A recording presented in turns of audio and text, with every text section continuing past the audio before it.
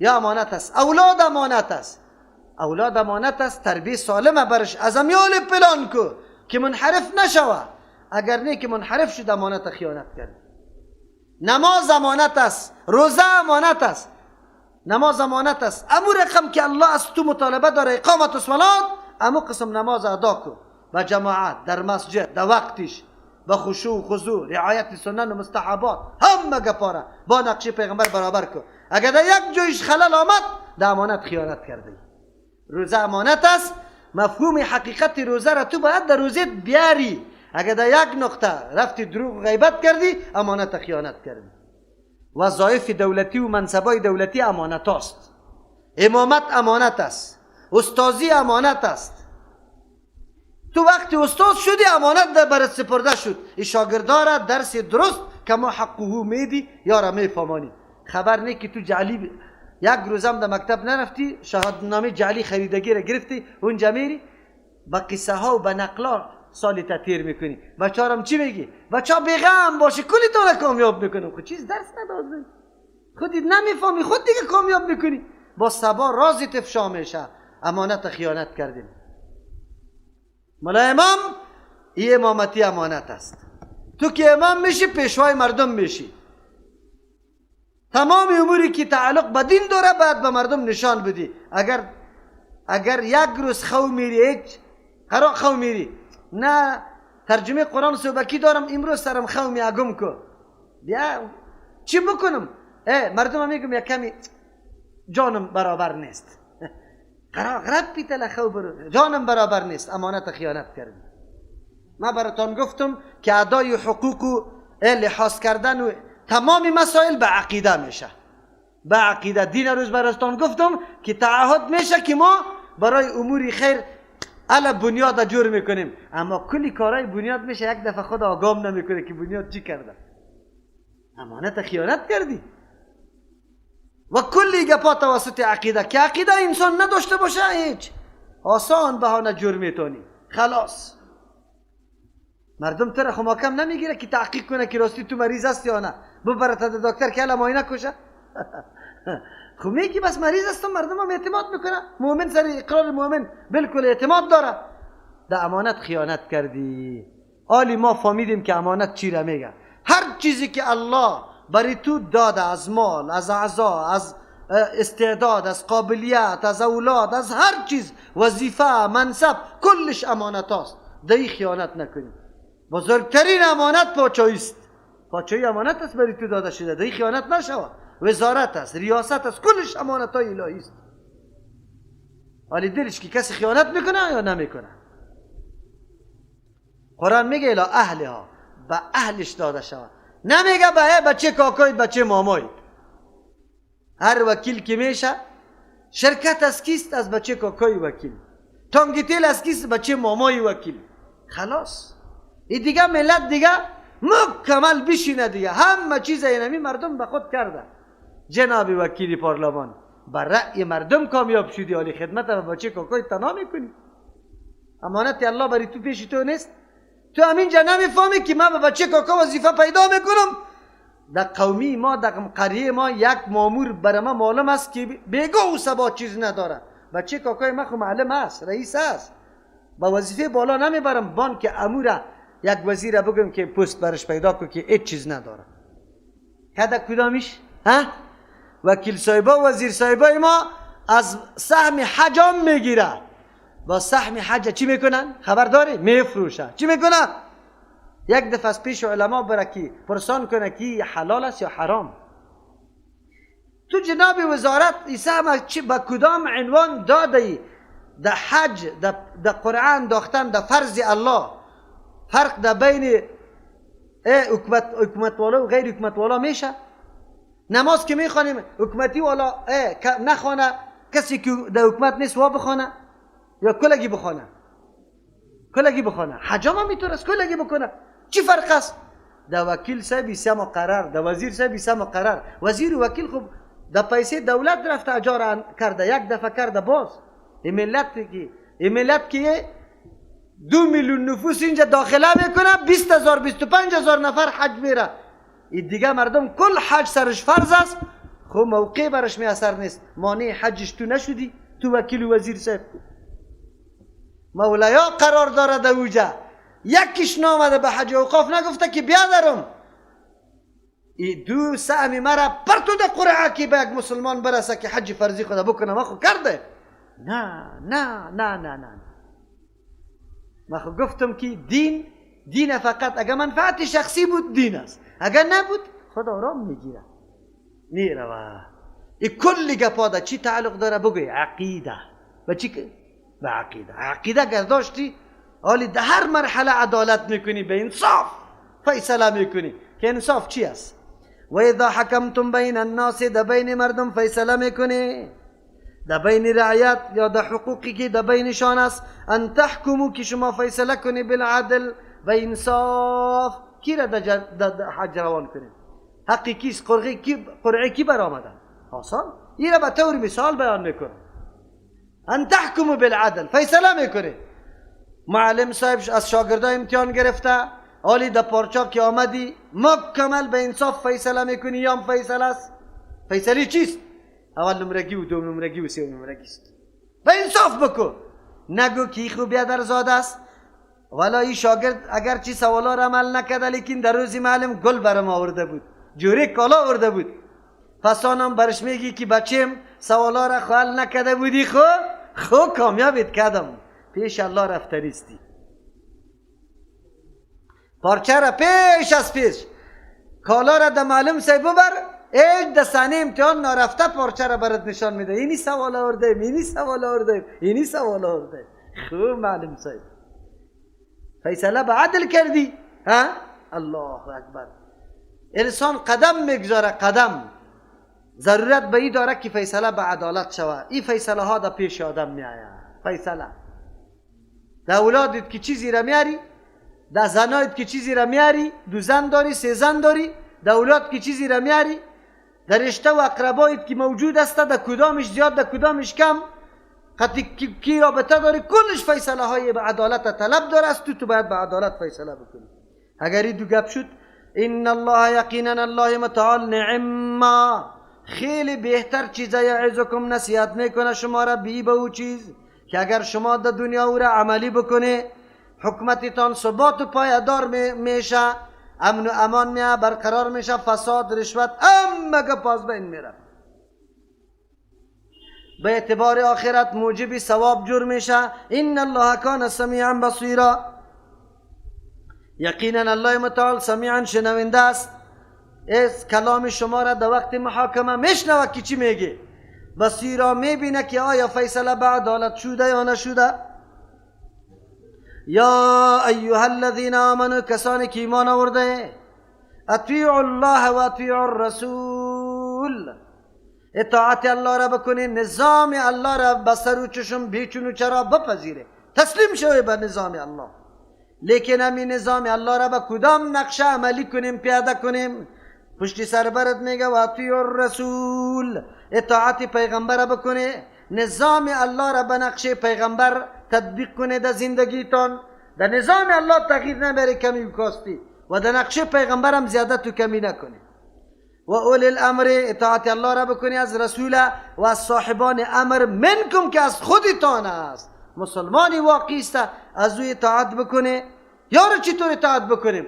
یک وقت پیغمبر نیست، اولی الامر وجود داره، مفتی صاحب فتوا برات میده، حالی نگویی که تو کیستی، گپی تو را قبول ندارم، در شخصی از او سعی نکن، در سخنش سعی کن که فتوا را از کدام منبع داده، فتوای قرآنی و حدیثی را برات داده، بسر رو چشم عمل سرش بکن، اطاعت بکن. اطاعت از شخص نمیکنی، از فتوایش میکنی. اولو الامر مفتی و عالم شد.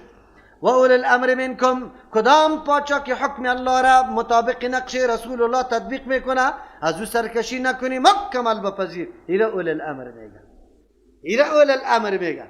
برای تقلید 4 مذهب ای آیت دلیل میگیره، وی از اولو الامر. از تو سوال دارم، اولو الامر بالکل عالم اولو الامر است، حاکم اولو الامر است، تفسیر امیر گرفته. خب من که از عالم پیروی میکنم، از ذاتش پیروی میکنم یا از فتوا و علمش؟ کدام فتوا و علمش استوار به دلیل قرآن و حدیث باشه یا استوار به گپ شکمی خودش؟ کدامش؟ استوار به دلیل قرآن و حدیث باشه. خلاص رفت فرقواریت از بین رفت. حالی میبینم که سخن کدام عالم استوار به قرآن و حدیث است پشتش روان هستم که پیش میپذیرم. این اتباع میگه، اتباع، تقلید نمیگه. چرا تقلید قبول قول غیر است بلا دلیل؟ بس چشمایت بسته کو، هر طرف کیو میره بگه از دامنکش بگی. اگر جای چقری محمد پایش میفتاد از تو میفته و نمو تو روان باش. این میگه تقلید.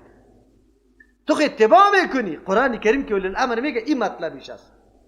کدام نظام الله که به نقشه پیغمبر ثابت شده اولو الامر حاکم او را میگیره ولی تطبیق میکنه، تو بالکل اطاعتش بکو، سرپیچی نکو از پیش. کدام فتوایی را که عالم برای عملی کردن نظام الله به نقشه پیغمبر برات فتوا میده، بالکل بگی بپذیر. توی تا به نقشه پیغمبر که عالم برات فتوا بده انجام بده، مردی تا مامور کن.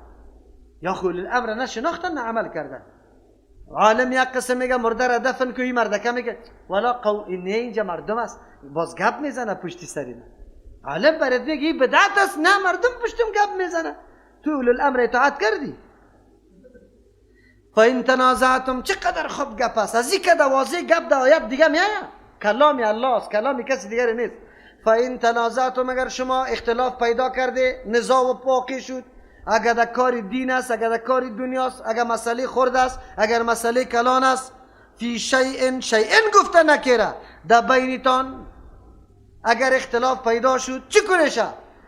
یاران علما خوزیات است، از کدام عالم بگیریم از کدام نگیریم؟ امام احمد ابن حنبل رحمه الله طور گفته، امام مالک رحمه الله طور گفته، امام ابو حنیفه رحمه الله طور گفته، امام شافعی رحمه الله طور گفته. کدامش بپذیریم؟ قرآن خود به خود برات میگه. نزاع واقع شده، اختلاف در بین اقوال آمده، قرآن فیصله میکنه. فردوه الی الله و رسول، قول و فتوای هر عالمه پیش کو به سوی کتاب الله و سنت رسول الله. ترازو وجود داره، بگذار در پله ترازو. از کدامش که رنگ است؟ از کدامش موافق قرآن و حدیث است؟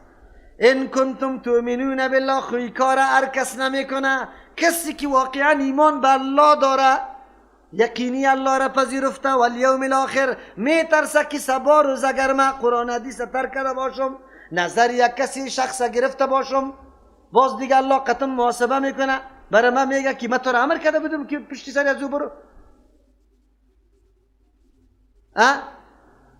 پیروان امام شافعی رحمه الله کدام سند پیش کرده میتونه که پیغمبر گفته باشه پشتی امام شافعی بری؟ پیروان امام مالک، پیروان احمد ابن حنبل، پیروان امام ابو حنیفه رحمت الله علیهم سند پیش کرده میتونه؟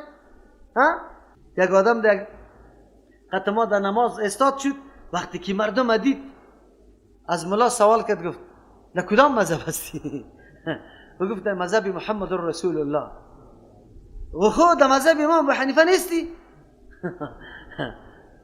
ما برش گفتم که بیادرم آدم که در مذهب امام ابو حنیفه رحمه الله باشه خب است. گفت چرا نی؟ ما گفتم خیلی خوب، خیر بیادرکم برو امو دلیلی که قرآن یا حدیث گفته باشه که شما پشتی سری کی بره؟ امام ابو حنیفه رحمه الله. بیار که امام دیگه پشتی سری امام ابو حنیفه رحمه الله را محکم بگیریم روان میشه. او بچه تالی را برای ما دلیل بیاره. خو چه از کجا میاره؟ عجیب است.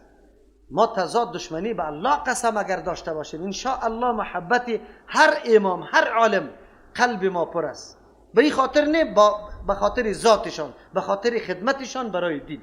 ولی واقع پیروان خدا این امر نکرده و هیچ خبر نداره که پشت سر ما گروه جور شده یکی دیگر کافر میگه و هیچ خبر نداره. واقعا علما بودن. خب ما تو گرفتیم یک امام پیغمبر جور کردیم، دیگه امام بگوی نعوذ بالله در کتاب فقه نیست. فلعنت ربنا اعداء رمل على من رد قول ابي حنیفه، فتاوی شامی رسایی کنی.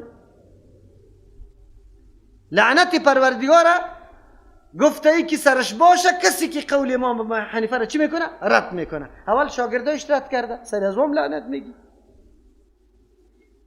انصاف از انصاف کار بگیریم، تعصب نکنیم. دین چی را میگه؟ قرآن برای ما گفته، اختلاف آمده، نظریات 4 تا شد، نظریات طول میکنیم، ترازو وجود است، یک پلش قرآن است یکیش حدیث است. خلاص هر قولی که با این قرآن و حدیث برابر بود الله راست و علیه، ولو که قولی کی باشه؟ امام مالک. زن شوهرش مفقود شده دمی جنگای افغانستان سرگم است درکش معلوم نیست که یاران زنده است یا مرده است. چی کنه امی زن بیچاره بشینه 100 سال 80 سال 70 سال 60 سال هیچ زندگی نداره، هیچ نفس نداره، هیچ حق نداره. قولی کی را بگیریم در اینجا؟ خود یعنی علمای احنافی ما باز میگه که چیسته؟ قول امام مالک رحمه الله اینجا فتواست. چقدر خوب، چقدر خوب. قولی از دو قرین قیاس است، اثر وجود داره، قوی است. بله فتوا بده. در هر معامله همینطور باید باشه. در هر معامله که قول کسی قوی شد میگیم بله. اینی را مردم میگه که تابعداری اتباع میگه برش. او خب میفهمی که قول فلانی خیلی قوی است، لیکن نه مذهب ما نیست، امیر چیسته رفته رو ایستی. این طور کار نکن، این تقلیدی کورکوران است. قرآن تو را منع میکنه از این گپ. اون ذالک خیر و احسن تاویلا، قبول کردن حکم الله و رسول الله، عملی کردن فتوای عالم، عملی کردن اجرا کردن حاکم مطابق نظام الله و نقشه رسول الله، این خیلی بهتر است که تم قطشم نواشوی. ذالک اینمی نزاع حل کردن بردنش بسوی کتاب الله و سنت رسول الله، اختلاف از بین بردن، اختلافا را مکمل از بین بردن، رجوع بسوی کتاب الله و سنت رسول الله خیرون بهتر است. چرا مردم از اختلافات از فرقواریت از تفرق بالکل نجات پیدا میکنه و احسن و خیلی بهتر است تأویل از حیثیت انجام و عاقبت. دنیای کفر باز ما را شکار کده نمیتونه، ما را دبین انداختن نمیتونه، ما فرقه فرقه جور نمیشیم. بالکل یک راه را تعقیب بکنیم یا 4 راه را؟ کدام راه؟ یک راه را. حنفیم بشینه، شافیم بشینه، مالکیم بشینه، حنبلیم بشینه، در یک موضوع کل علما بشینه، دلیل نمی مسئله کدامش قویسته؟ هر دلیل که قویسته کلگی ما امی راه را تعقیب میکنیم. آسان گپ شد. تفرقه از بین رفت. حالی نه کسی را میگی که مالکیستی، نه کسی را میگی حنفیستی، نه میگی نقشبندیستی، نه میگی قادریستی، نه میگی پنجپیریستی، نه میگی مودودیستی، جماعت اسلامیستی. هیچ گپا را قطعا نمیگی. خلاص راه اسلام واضح است. امروز هم حل میشه، دیروز هم حل شدنی بود. آسان هم است، هیچ کدام تکلیفی نیست اگر فرقواریت از بین نرفت. الله برای ما میگه واعتصموا بحبل الله جمیعا، کلیتان به یک رسوان الله چنگ بزنید. اگر در مسائل اجتهادی تو میگی که اجتهاد هر کدام است، همه اجتهادا را جمع بکنیم، 4 اجتهاد 10 اجتهاد را جمع بکنیم، باز میبینیم از کی موافقی کیست. کتاب الله و سنت رسول الله امور کلگی ما عملی میکنیم. خلاص چقدر خوب. سردرگمی گم میشه یا نمیشه؟ اختلاف گم میشه یا نمیشه؟ فرقواریت گم میشه یا نه؟ امروز مرا در رفع الیدین نمیمانی که سنت رسول الله میگه فتنه پیدا کرده، او تو خودی هیچ گاه حاضر نیستی که اختلاف از بین ببری. در کل عمری ارادهش نداری. تو کمر بسته کده که ما فرقواریت نمیمانم که خلاص شو از بین بره. حنفی حنفی باشه، مالکی مالکی باشه، شافی شافی باشه، انبلی انبلی باشه، من نمیمانم که یک جای شو متحد شو. کمر بسته کده. تو که این قدر فتنه بزرگ ایجاد میکنی، برای خود نمیگی که فتنه گر هستم، لیکن مرا که رفع الیدین سنت رسول الله را عملی میکنه میگه فتنه را ایجاد کرده. ترازو انصاف ده دستت بگی، یک دفعه سوچ بکو، فکر بکو، تعصب دور کن که راه وجود داره برای اتحاد یا نه. ای کاش که ما حقیقت قرآن درک میکردیم. واقعا همین آیت کل این موضوعات حل کرد. خلاص هیچ چیز باقی نماند. ما اینطور دمی مسائل اینطور موضوعات پیدا میکنیم که در اونجا واقعا مسلک امام ابو حنیفه رحمه الله قوی است، راجح است. به طور مثال میگم، آیا یک زنی که طلاق داده شود عدتش طهر باشه یا حیض باشه؟ امام شافعی رحمه الله یک تعداد میگه نه طهر باشه، لیکن امام ابو حنیفه چی میگه؟ رحمه الله حیض باشه. قولی کی قوی است؟ چرا؟ به خاطر که اونجا در حدیث آمده عدت امره گفته که چی هست؟ بگه حیضتانی. وقتی که حدیث حیضتان گفت در هر معامله حیض است، ولی قولی ازی قوی است باید بپذیریم. ولی اگر کسی که شافعی خدا میگیره نه نه نه نه من نمیپذیرم، حدیث پیامبر رد کرد یا نکرد؟ مخالفت کرد یا نه؟ راه افتراق گرفت یا نه؟ فرقواریت شروع کرد یا نه؟ اگر ما همینطور یک مسئله را بگویم، امام مالک رحمه الله میگه که تکبیر گفتی شروع به الحمدلله کو، نعوذ بالله اصنع بسم الله. او دنیا حدیث آمده در خوندن اعوذ بالله بسم الله. قول امام مالک صاحب بگیریم یا نگیریم؟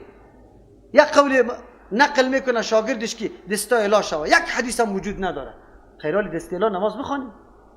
اگر مالکیت دستای نماز بخونه یا گناهگار میشه یا نه که ثواب میبره. حدیث صحیح موجود داره بسته کردن دست. تنها در محل گذاشتنش اختلاف است. در مطلق بسته کردن دست هیچ اختلاف در بین اهل تسنن نیست.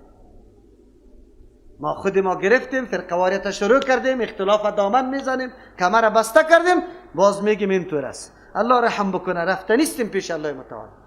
ذالک خیر، نزاع حل کردن توسط کتاب الله و سنت رسول الله، رد کردن موضوع به سوی کتاب الله و سنت رسول الله خیرون، خیلی بهتر است. در دنیا هم ثمرات ازیر مکمل به چشم دیده میتونیم. چرا؟ در بین برادری میاد، صمیمیت پیدا میشه، امو اختلاف تفرقی که سابق بود مکمل از بین میره.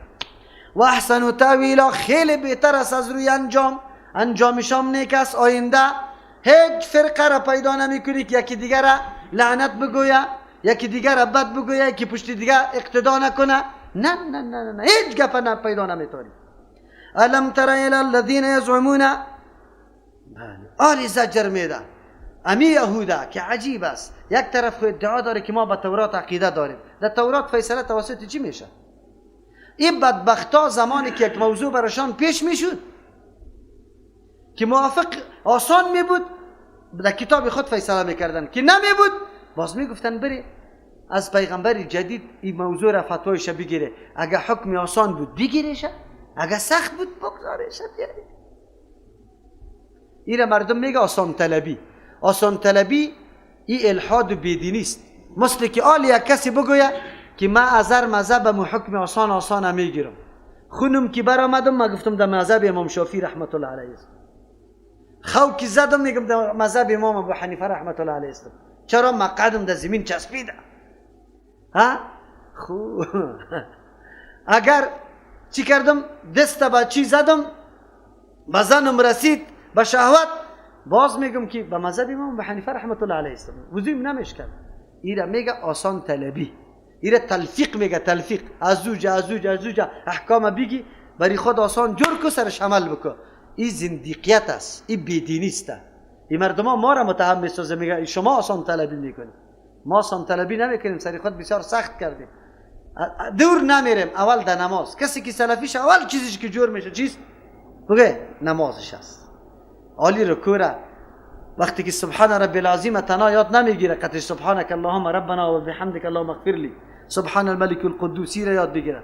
ها سبحان چیست؟ عظمت و چیست؟ ذل جبروت والکبریاء والعظمت. این را یاد میگیره. دعاها را میخونه. پس سمع الله لمن حمده را میگه، ربنا لك الحمد میگه، باز استاد میشه حمدا کثیرا طیبا مبارکا فیه را میگه، با اطمینان بعد از در سجده میره. تو آریخونیست که سبحان سمع الله برو حرکت بکن. یا آسانی را خود تو آورده ای. ها تراویح را در الم تر کیف کلی سی روزه را در الم تر کیف فعل ربک باصحاب اللیل و را میقدر زود میخوانی که کسی نمیفهمه که چی گفت. الم تر کیف گفت که الم تر چی گفت. ما الحمدلله قرآن میخوانیم یکا حرفش هم میدانیم، خب میشنویم با عاجزی، با خشوع، با شوق، با اشتیاق. ما سری خود سختی آوردیم، آسانی را تو آوردی. 6 سپاره را در نیم ساعت خلاص میکنی. بربرک کاری. عجیب است. چرا همین تهمت در ما بسته میکنی؟ خب مردمی ما بیچاره‌ام یقین بکن تو بگویی که هیچ چشم نداره. این حقایق قدر پنهان میکنه. قدر ریش سفید نمیجه. نشسته بود در پالیش، نشسته بودم که نماز خلاص کردم، تو میگی قطعی چشم با مرمی مرا میزنه. پای یک قدر گرفته. مردم گفتم تو مردم این سفید بیچاره ای قدر دروغ میگه که اینا خودش دستار اینجا گرفته. اما ما خو اینجا نشسته خیلی کم جای است، پایای ما کی طرف باشه خیرم گرفته. یک قدر نعوذ بالله اتهام میکنن. سعی کنی ضدیت و تعصب ده این سر حد رسیده. واقع بشر منافق است. امرای یهودی سر یک چیز دعوا داره. منافق میگه موضوع را میبریم پیشی کعب ابن اشرف، کلان یهود، رئیس یهود. یهودی میگه نه موضوع را میبریم پیش رسول الله صلی الله علیه وسلم. در ظاهر منافق مسلمان است او یهودی است، مسلمان در پیش منافق موضوع را میبره، یهود موضوع را میبره، اویی که مسلمان نیست در کجا میبره؟ شما باور به الله بکنید این دنیای کفر احترام به چی داره؟ بگه بینمی مراسم اسلامی داره، اما خودی مسلمان ها احترام به مراسم اسلامی نداره. عجیب است. این واقعه بسیار درسا داره، خیلی درسا داره. تعجب است که اگر منفعتی بود در قرآن و حدیث میگه بیا که شریعت کنیم، یک قدر چیخ میزنی هر طرف میدوی که شریعت میکنیم. خب اگر مولا صاحب برات گفت که در شریعت تو چی میکنی؟ نمیبری، باز چی میکنی؟ یک روزم به زبان شریعت داری خود نمیاره، میگه صلح میکنیم. چی میکنیم؟ به طور قومی فیصله میکنیم. همین ایمان است. قرآن کریم مذمت امو منافق بیان میکنه، به خاطر ازی بیان میکنه که فیصله را پیش طاغوت میبره، آن چیزی که قابل فیصله است. در یک موضوعی که مورد نزاع است که چادر از ماست یا از توست، یا شمشیر از ماست یا از تو، الله متعال میگه در این جنب الله و به رسولش باید ببری که فیصله بکنه.